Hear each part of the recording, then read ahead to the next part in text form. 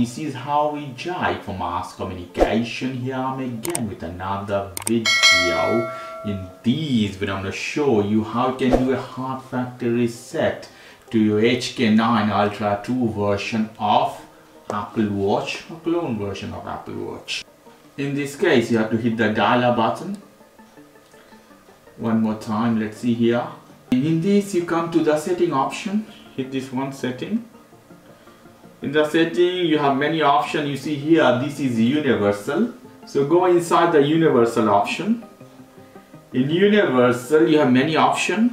You see here factory reset, you have one option, then you have restore factory. So I'm going to do a hard factory reset. In this case I hit this one. You see the current device will be disconnected. Do you want to continue disconnected from all the device, all the phone, whatever? I hit here yes.